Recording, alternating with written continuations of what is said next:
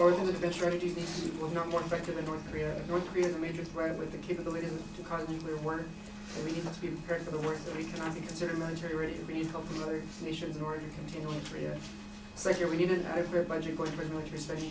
It is vital to provide our troops with the best and proper funding needed for battle. Lastly, we need an efficient Air Force team with little to no difficulties that could become a setback for intercontinental missile headed our way. Our nation will rely on our Air Force to shoot down the missiles before they reach the surface. The U.S. military does not meet this criteria for many reasons. Observation 3, .1, North Korea's nuclear dominance is steadily on the rise. An article by Jacob Batchelor, a journalist from the Science World, stated on November 20, 2017, that North Korea is reaching nuclear dominance and threatens the U.S. He stated that over the summer, North Korea successfully tested 2 ICBMs, intercontinental ballistic missiles. Experts believe these missiles could travel 10,400 kilometers. That puts large parts of the U.S. within their range. On September 3rd, these nations detected seismic activity near North Korea's nuclear test site. By looking at those reports, satellite imagery, and other sources, Melissa Hannon, a researcher at the James Martin Center, and her colleagues deduced that the seismic activity was produced by nuclear blasts 10 to 20 times more powerful than the bomb drop in Hiroshima. We now know that North Korea obtained nuclear power with the ballistic missiles, and they are fully operational. The U.S. military can protect us from this threat, but they cannot do it alone. They need China's help with that, which makes them not military ready. The nukes threaten the U.S. because Observation 3, Sub-Point 2, the U.S. cannot contain North Korea without the help from their allies. Anthony Mason, a reporter from CBS News, stated on August 14, 2017, that the United States needs China's help with North Korea. The U.S. staged military exercises with Japan and South Korea. Kim Jong-un's regime continued its defiance, claiming 3.5 million North Koreans have volunteered to join its army, and a new threat wanted, even an accidental event could become a nuclear war on the Korean peninsula.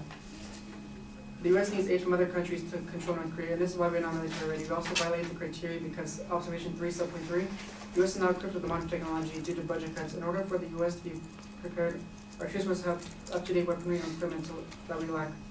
Susan McFarlane from the UPI Top News, a newspaper source, interviewed House Speaker Paul Ryan, and he stated, budget cuts are putting service members' lives at stake by creating readiness problems in the military. Between those financial moves and threats against national security, Ryan said the U.S. military is past the breaking point. Instead of upgrading our hardware, we have let our equipment age. Also, we don't have a sufficient Air Force team. Michael Fabay from the Aviation Week's Space and Technology released in his article on June 20, 2016, he has reported multiple accidents in such a short time. For instance, on June 7, 2 South Carolina Air National Guard fighter wing pilots ejected safely after the aircraft collided during routine nighttime flight operation near Jefferson County, Georgia. Also, late afternoon, Blue Angels practice U.S. Marine Captain Jeff Cuss died when his FA-18C Hornet crashed shortly after takeoff about 2 minutes from the runway from a Tennessee airport. The fatal Blue Angels crash came in the wake of May 29 car landing on the EA Growler on the carrier that caused extensive damage to the aircraft.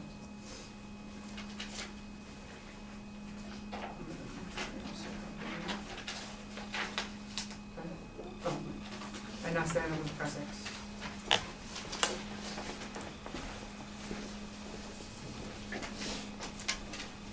So, Michael, in Observation 3, Sub-Point A, you indicate that North Korea is getting close to nuclear dominance, is that right? Yes.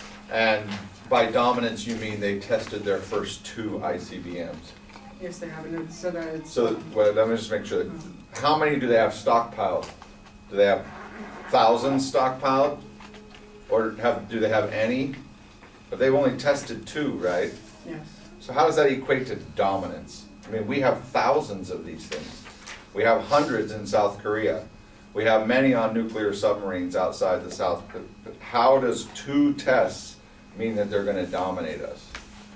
Well, it doesn't really say how much they have, but it does say that their the power seismic activity is more powerful than ours in the past. Well, sure, they're testing nuclear weapons so that they're creating this seismic activity, but I'm not sure, when you mean dominance, you don't mean that they have the ability to beat us in a nuclear war, right? Or are you arguing that they could beat us in a nuclear war right now? I believe we can. You believe they could beat us with a nuclear war? Okay. You indicate that nuclear war is the #1 factor in your criteria, and then your second criteria is about troops. Why do we care about troops if we're trying to stop a nuclear war? What do troops have? Why is that a priority? Or I guess which one of those is more important? Is it more important to deter a nuclear war, or is it more important to have troops that stop a conventional war, or is it both? Or It's beneficial for both, because if we take care of our troops, and they're gonna be more, efficient, they're gonna be more able to do their job correctly. Do troops stop nuclear war? They're technology guys, so they need proper training and stuff like that. And How does modern technology stop the war? for the Air Force, if our troops, if we had an ICBM headed our way for that nuclear launch, it would be up to our Air Force to go shoot them down Okay, before they reach the surface. okay, thank you. All right, first negative, constructive.